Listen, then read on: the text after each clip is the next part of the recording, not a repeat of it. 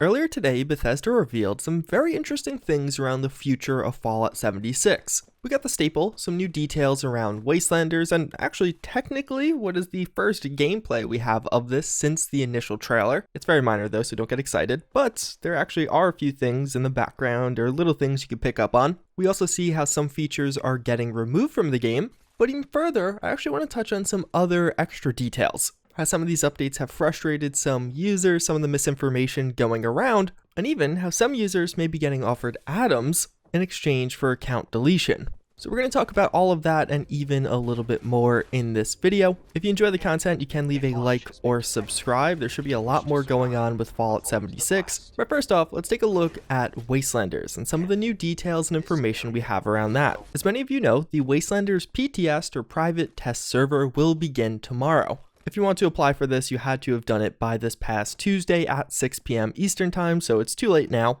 But Bethesda actually shares some updates around this. They state how, at least as of right now, they're only planning to invite a few hundred people, but in the future, they may actually expand this and have additional rounds of invitations or people getting added. That being totally based off their testing needs, and it's not even confirmed, it's just something that may happen. But also how right now they're in the process of selecting those who will get invites to this private test server. And with this, they are going to be doing a bias selection process. They're giving preference to experienced players who also play regularly, which actually is pretty interesting. There are a lot of very high level or very experienced players around this game that maybe haven't been playing as of late. There simply hasn't been a ton of new content over the past 4 months or so. People will come back for some new events or whatever gets added, but then probably fade away slowly again. So I'd be curious to see how much of an impact that does have. But overall, I am pretty happy to hear that this is a biased selection, not just totally random like it has been in the past. With testing like this, you probably want people that actually know the game and will be able to break things, even some of the more obscure things. So having people that actually are super knowledgeable and have been playing for a while is probably your ideal candidate. Although there was definitely some backlash or frustration around this, but I think most of that just comes from people's selfish desire to actually play Wastelanders early, which really isn't the point of this one. That is a great benefit, but your role with this is to basically playtest and hopefully get bug fixes shipped, not enjoy Wastelanders a few weeks before everyone else. And also some people thought that if you were in Fallout first, you had a better chance at actually getting into this, but Bethesda responded to that also saying no, that's not a thing. And they do mention towards the end of this one how invites will go out tomorrow also being the day you could gain access to this. So all around, that is good. I'm very curious to see 1, who is selected, and even 2, if those selected can talk about it. But we'll definitely know a lot more tomorrow after some of these people start getting added. Separate from that though, they actually shared some additional details around Wastelanders, and pretty interesting ones, not the traditional types of things they've been sharing. We've heard in the past how Wastelanders will obviously have a ton of new content, a new story and quests for us to experience, also some bug fixes to go along with it, but they also describe several quality of life improvements that will be shipping with this update, and in this tease we get a look at some of them. They're bringing a lot of changes to quest markers and how quests are represented on the map. First off, now you're going to find 2 types of quest markers. Main quests will now have this square associated with them, but then all side, daily, or minor quests will now have the traditional diamond, which actually is nice when used in tandem with the next feature, which is now all quests will be represented on your map, whether or not you have them selected in your Pip-Boy. So if a quest is active, aka selected in your Pip-Boy, it will look gold, but if it's inactive, it'll be black with a gold border. So now this change I completely don't get. I have no idea why Bethesda added this. To me right now, it seems like it's solving a non-existent problem. It wasn't really that hard to just open my Pip-Boy and click on a quest and then have that be represented on the map. I don't know why now all quests are. Maybe this will be more relevant during Wastelanders, like there's an actual in-game reason why this is handy.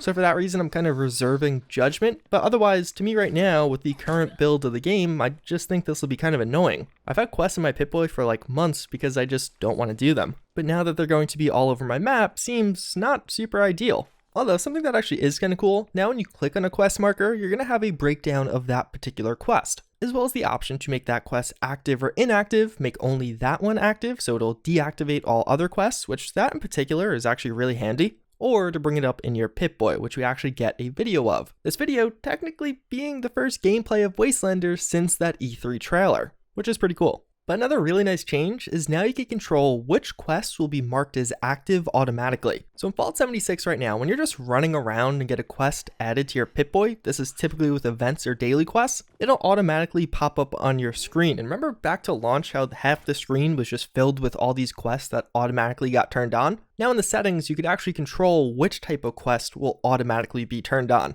So like you probably want the main quest because you'll probably be actively doing that most of the time when you get the next step of it or a new quest around it. But for daily, miscellaneous, or event quests, you probably don't want that, and those are things I would likely turn off. So all around, definitely some quality content, not super informative, or at least not super informative at first glance, as there is some interesting stuff to digest from this. With that little snippet of gameplay, we actually just got a ton of additional or miscellaneous details around Wastelanders. We can see the time on the Pip-Boy, so this does confirm that Wastelanders is taking place 1 year exactly after the events of Fallout 76's main game. And just for a little timeline, it seems like Fallout 76 is 2102, Wastelanders is 2103, and then Nuclear Winter is 5 or so years later, somewhere roughly in that time period. In the Pip-Boy, we can see Wayward Souls, which seems to be that initial quest after talking to Pentington and Lacey. Those being the two new NPCs that will kind of kick us off right outside of Vault 76. We've seen them in a previous tease. The description of this is, the woman have directed me towards the Wayward, a recently set up bar farther down the mountain. I should pay it a visit. And then for the Wayward Souls description on the map, we do get discover the fate of Appalachia and its people, which is very reminiscent of what the main quest of Fallout 76 by default was.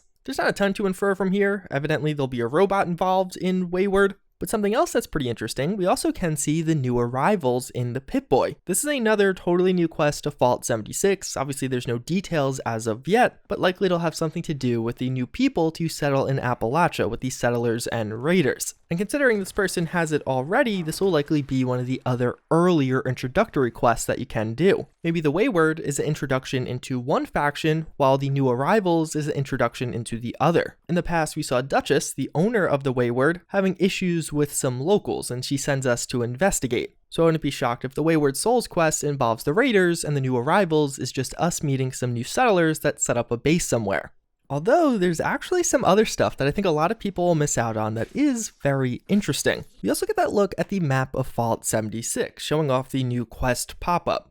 This map is different. Firstly, we can see a new icon for Spruce Knob. We know Spruce Knob is getting a fairly large overhaul with Wastelanders, getting an entire underground portion. We know this will be a settler base, and I think this new icon may be the icon for the settlers. But separately, you can see two other new things on this. This little almost bird-looking icon, I don't know exactly what you describe it, almost like a moth. And then in the top left corner, a raider-looking icon. So a huge shout out to a user by the name of Dankalore on the Fallout Wiki team. He made this absolutely insane connection just in the first few minutes of this update going live. This new moth or bird looking icon we've actually seen before. In one of the past Wastelanders teases, we saw this camp. Didn't exactly describe much, that just groups of raiders had taken it over. There's not really many raiders to be seen though. And there you can see the same exact logo. So this does seem to confirm that this location, which in-game right now is Widow's Perch, an otherwise fairly forgettable location that, although looking cool, doesn't have a ton going on, will be converted into a raider base. And this is actually very close to the Rollins work camp, which would technically be here on the map. And then for that other location, it is the Ohio River Adventures. This is another one that is a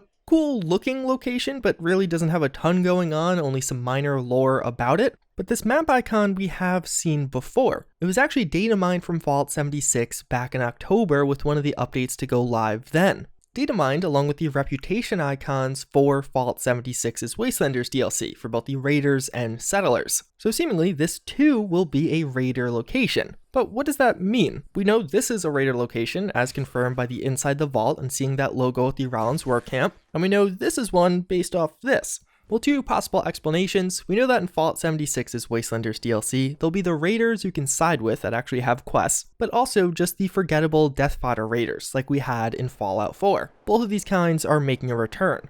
So perhaps those two more bird-looking symbols are in fact those death fodder raiders, and that's their new logo. Or maybe, and this is a bit more speculative, there are sub-factions in those two larger factions. Maybe both the settlers and the raiders are broken down into smaller groups. which is something I've been speculating for a bit now ever since we saw them describe the settlers as the Foundation settlers in one of the Inside the Vault articles. We know the Foundation settlers will hold up at Spruce Knob, but what if that settlers is technically slightly different than the settlers at Foundation or Anchor Farm?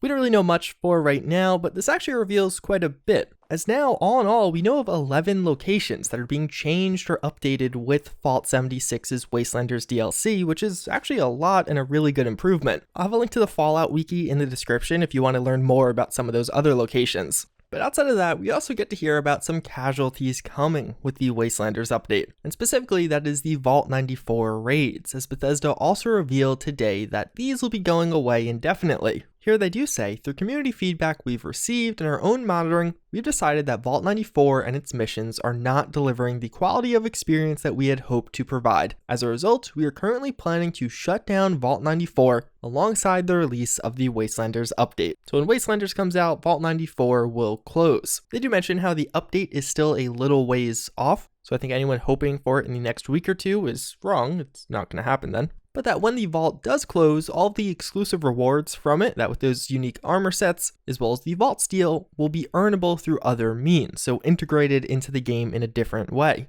But they don't know exactly how that'll be done just yet.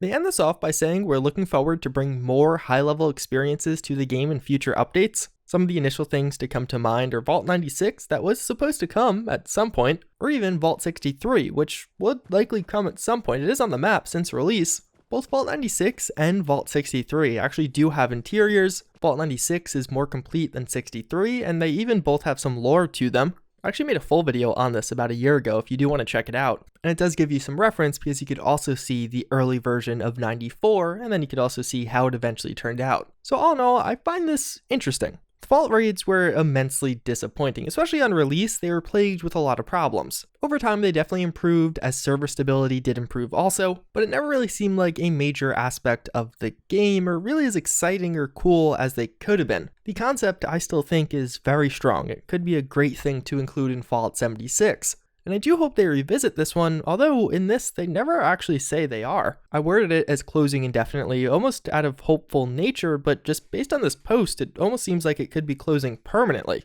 They say they want to bring more high-level experiences to the game in the future, but they don't say via vault raids. They just mention that in general, so it could be something totally different. It also is reflective of Bethesda's willingness to actually shut down otherwise failing aspects of this game. We're seeing it now with the vault raids, but also last year with the survival mode. The survival mode was confirmed to make a return at some point, or at least they said that then, but it definitely is interesting. I'm also pretty curious to see what happens to Vault 94. Is it now just going to be like the other vaults, a otherwise useless location that once had something to do? I would hope they do open it up so you could just wander around or explore or fight some enemies in there so it's not just a dead spot. But really my hope with this is they definitely revisit this idea and specifically some of these vaults. There's a lot of cool stuff you could do with that. Maybe even just make it a plot point like people are now moving into it after fixing the problem, as that was actually the point of the vault raids. You were fixing a vault that was having a reactor meltdown. So once it's fixed, hey, maybe some settlers or other people can move in, or maybe even make it a community hub with little trade shops you can set up. Outside of that, I actually just recently talked about the update to Fallout 76 we got earlier this week. It was super minor. If you missed my video on that, I will have it linked in the eye.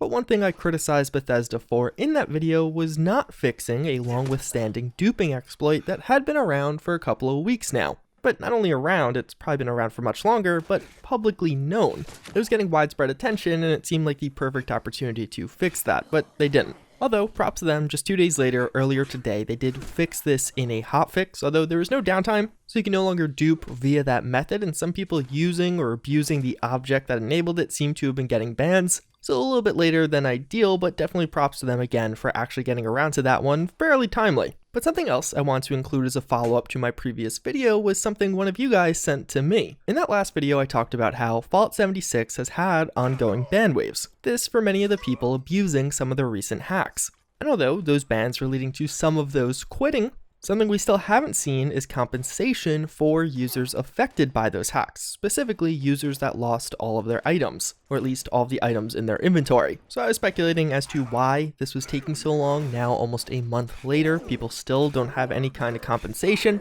And one of you reached out to me describing your own experience with Bethesda support on a similar topic. This user basically described some kind of glitch they were having with Fallout 76, where they were getting errored out while trying to connect to a server, specifically this around private servers from Fallout 1st, and in the end, they actually had their characters deleted and they could no longer access the Atomic Shop. So now, of course, this is different. It's not like his inventory items were stolen, but rather his entire character is deleted somehow. So throughout this, he actually has had a back and forth with Bethesda support. It actually started all a month ago. And Bethesda support basically comes to the conclusion that this was a hacking problem. Not in-game hacking, but rather someone gained access to his account illegitimately and deleted the characters, not a glitch with their game. Although despite their conclusion that it seems to be an issue with his Xbox gamer tag or account, they do give him 5,000 atoms as compensation and also to provide him with in-game scrap to kind of give him a kickstart on a new character. But how they don't have an ability to restore or revert deleted characters like that. And he basically goes on to say, I don't really want that, I want my old account and items back, and that's really where things are left off as of now. So this is curious because there's definitely been cases of people getting accounts restored or reverted in the past, although in many of those instances, it doesn't seem like the account or character was totally deleted, so maybe that actually is a factor. But overall, I found this whole situation to be very interesting.